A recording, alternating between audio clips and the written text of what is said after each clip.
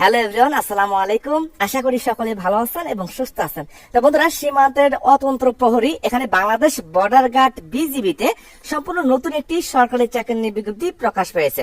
তো সীমান্তের তদন্ত প্রহরী এখানে বর্ডার গার্ড বাংলাদেশে যোগ দিন, সীমান্ত রক্ষার গর্বের অংশীদার হন। তো এখানে ডিজিটাল পদ্ধতিতে 104তম ব্যাচে সিপাহী জিডি পদে এখানে বিজ্ঞপ্তি প্রকাশ পেয়েছে, যেখানে পুরুষ এবং মহিলা প্রার্থীগণ উভয়ই আবেদন করতে পারবেন। এখানে দেওয়া আছে, অর্থাৎ বর্ডার গার্ড বিজিবিতে এখানে আবেদন করতে হলে কয়েকটা বিষয় লক্ষ্য রাখতে হবে।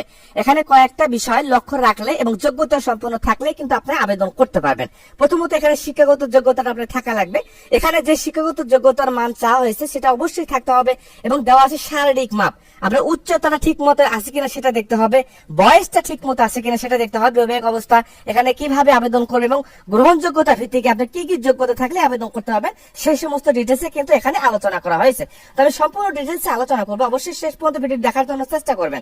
আরো বিস্তারিত লেখা আছে। এখানে ভর্তির সময় আবশ্যিকভাবে যে সঙ্গে নিয়ে যাবেন, যে কাগজপত্র গুলা সঙ্গে নিয়ে যাবেন সেটা কিন্তু, এবং কোন কোন কাগজপত্র কোন কোন জায়গা থেকে আপনি সংগ্রহ করতে পারবেন সেটা কিন্তু ডিটেলসে লেখা আছে। মূল পর্বে এখানে দেখতে হবে শিক্ষাগত যোগ্যতা, শারীরিক মার্ক এবং বয়স, সেটা আগে বলে দিচ্ছি। বন্ধুরা, বাংলাদেশ বর্ডার গার্ড বিজিবিতে 104তম ব্যাচে সিপাহী জিডি পদে বিজ্ঞপ্তি প্রকাশ পেয়েছে। এখানে নারী এবং পুরুষ প্রার্থীগণ উভয়ই আবেদন করতে পারবেন। এখানে দেওয়া আছে শিক্ষাগত যোগ্যতা, বেতন স্কেল এবং বয়স। শিক্ষাগত যোগ্যতা আমরা আগে দেখবো। এখানে দেওয়া আছে শিক্ষাগত যোগ্যতা ক নাম্বার দেওয়া আছে, ক্রমিক নাম্বার ক। শিক্ষাগত যোগ্যতা দেওয়া আছে এসএসসি সময় পরীক্ষায় কমপক্ষে 3 পয়েন্ট থাকা লাগবে। অর্থাৎ এসএসসি পরীক্ষাতে আপনাকে সর্বনিম্ন 3 পয়েন্ট থাকলে কিন্তু আবেদনটা করতে পারতেছেন, এবং এইচএসসি পরীক্ষাতে এখানে কমপক্ষে আপনাকে জিপিএ 2.50 পেলে আবেদন করতে পারবেন। দেখেন, দুইটা মিলে কিন্তু আপনি 5.5 পয়েন্ট যদি পান সেক্ষেত্রে কিন্তু হবে না, দুইটা কিন্তু আলাদা আলাদা করেই পয়েন্টটা পেতে হবে। দেখা যাচ্ছে এসএসসি তে 3 পয়েন্ট, এখানে আপনি এসএসসি 3 পয়েন্টের উপরে যেটাই থাক সমস্যা নাই, কিন্তু সর্বনিম্ন 3 পয়েন্ট থাকা লাগবে এসএসসি তে, এবং এইচএসসি তে 2.50 পেলে আবেদনটা করতে পারবেন। এসএসসি এইচএসসি দুইটাই পাস থাকা লাগবে। শুধুমাত্র এসএসসি পাস করছেন অর্থাৎ এইচএসসি ক্যান্ডিডেট তারা কিন্তু আবেদন করতে পারবে না, অর্থাৎ যাদের রেজাল্ট পাবলিশড হয়েছে তারাই কিন্তু আবেদন করতে পারবেন। পুরুষ এবং মহিলা প্রার্থীদের উভয় ক্ষেত্রে কিন্তু এই শর্ত প্রযোজ্য থাকবে। তো দেওয়া আছে বেতন স্কেল। বেতন স্কেল 2015তম গ্রেডে দেওয়া আছে। জাতীয় বেতন স্কেল 2015তম গ্রেডে 9,000 থেকে 21,800 টাকা আপনাকে বেতনটা দেওয়া হবে। তৎসহ বাড়ি ভাতা, বাসস্থান এবং বিধি মোতাবেক প্রাপ্য অন্যান্য সুবিধা এটা তো পাবেনি। বয়সের ক্ষেত্রে দেখেন, বয়সটা কোন কোন বয়স থাকলে আপনি আবেদন করতে পারবেন, কোন কোন জন্মসাল থাকলে আবেদন করতে পারবেন।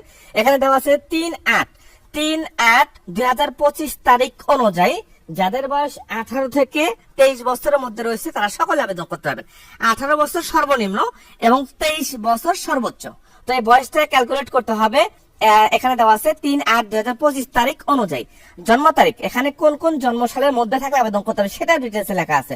জন্ম তারিখ 4/8/2002 সালের পর থেকে, 4/8/2002 সালের পর থেকে 3/8/2007 সালের মধ্যে যাদের জন্মসাল রয়েছে তারা সকলে আবেদন করতে হবে। আরো যদি কোনো সমস্যা থাকে সেক্ষেত্রে আমাকে অবশ্যই জন্মসাল লিখে কমেন্ট করতে পারবেন, এবং আমি সরাসরি আপনাকে বলে দেবো আপনি এখানে আবেদন করতে পারবেন কি পারবেন না, এবং অন্যান্য ডিটেলস কমেন্ট করতে পারবেন, যেমন আপনার শিক্ষাগত যোগ্যতা এবং বয়সের ক্ষেত্রে, বেতন স্কেলের ক্ষেত্রে যার যে সমস্যা থাকে অবশ্যই কমেন্টের মাধ্যমে জানাবেন। শারীরিক মাপটা অবশ্যই দেখতে হবে। এখানে উচ্চতাটা, এখানে পুরুষ প্রার্থী এবং নারী প্রার্থী, মহিলা প্রার্থী কিন্তু আলাদা আলাদা করে দেওয়া আছে। এখানে দেখেন, উচ্চতার ক্ষেত্রে পুরুষ প্রার্থীগণ 5 ফিট 6 ইঞ্চি এটা সর্বনিম্ন থাকা লাগবে, 5 ফিট 6 ইঞ্চি সর্বনিম্ন থাকতে হবে। এবং দেওয়া আছে মহিলা প্রার্থীদের ক্ষেত্রে 5 ফিট 2 ইঞ্চি।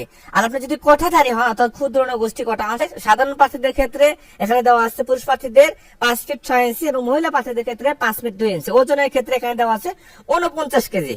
49 কেজি এটা সর্বনিম্ন থাকতে হবে পুরুষ প্রার্থীদের ক্ষেত্রে। মহিলা প্রার্থীদের ক্ষেত্রে এখানে দেওয়া আছে 47 কেজি সর্বনিম্ন থাকতে হবে। বুকের মাপ দেওয়া আছে 32-34 ইঞ্চি এবং মহিলা প্রার্থীদের ক্ষেত্রে দেওয়া আছে 28-30 ইঞ্চি। দৃষ্টিশক্তি 6/6 উভয় ক্ষেত্রে।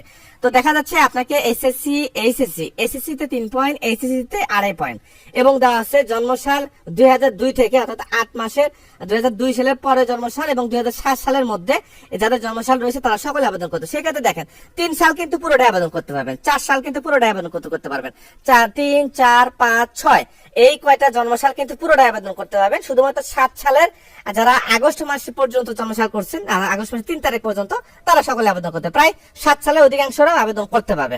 বৈবাহিক অবস্থা অবশ্যই অবিবাহিত থাকতে হবে। এখানে সকল জেলা প্রার্থীগণ আবেদন করতে হবে। রেজিস্ট্রেশন কিভাবে করবে এখানে দেওয়া আছে, অর্থাৎ 4 ফেব্রুয়ারি থেকে। এখানে কিন্তু খুব সংক্ষিপ্ত সময়ের মধ্যে আবেদনটা করতে হবে। 4 ফেব্রুয়ারি থেকে আবেদন পত্র শুরু হবে এবং 13 ফেব্রুয়ারি পর্যন্ত অনলাইনের মাধ্যমে আবেদন করতে হবে। যোগ্যতা পরীক্ষা অর্থাৎ আবেদন পত্রে আবেদন কিভাবে করবে, আবেদন করার যোগ্যতা এখানে দেওয়া আছে, রেজিস্ট্রেশন দেওয়া আছে।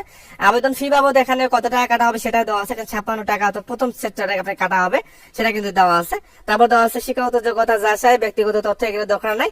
আপনি এখানে কিন্তু উপরেরটা অর্থাৎ 1 নাম্বার এবং 2 নাম্বারটা যদি আপনি সঠিকভাবে দেখেন এবং সেই ক্ষেত্রে যদি আপনি বিবেকযোগ্য হন, সেই ক্ষেত্রে কিন্তু আপনি আবেদনটা করতে পারবেন। তারপর হচ্ছে মেডিকেল, এটা কিন্তু পরের সেক্টর গুলো। এগুলা ভর্তির সময় আবশ্যিকভাবে যে সঙ্গেগুলা যে কাগজপত্র নিয়ে যেতে হবে সেটা লেখা আছে, যেমন এসএসসি এইচএসসি সমমানের পাশে মূল সনদপত্র অর্থাৎ মূল সার্টিফিকেট নিয়ে যেতে হবে। প্রযোজ্য ক্ষেত্রে সংশ্লিষ্ট স্কুল কলেজে আপনার প্রশংসাপত্র, এসএসসি ইন্টার দুটি প্রশংসাপত্র নিয়ে যেতে হবে।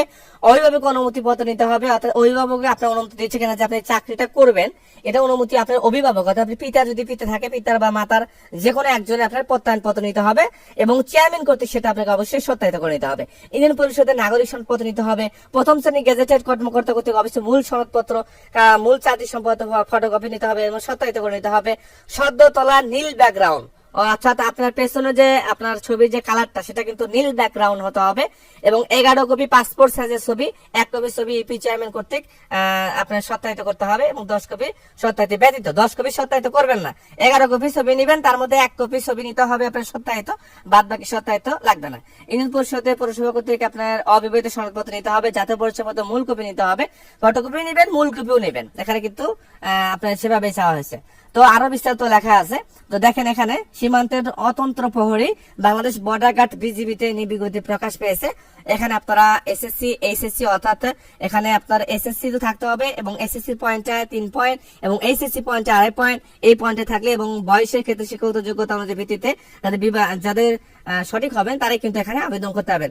যার যে সমস্যা সেই ক্ষেত্রে আপনাকে অবশ্যই কমেন্ট করতে হবে, আমি কমেন্টের মাধ্যমে আপনাকে জানিয়ে দেবো অ্যান্সার গুলো।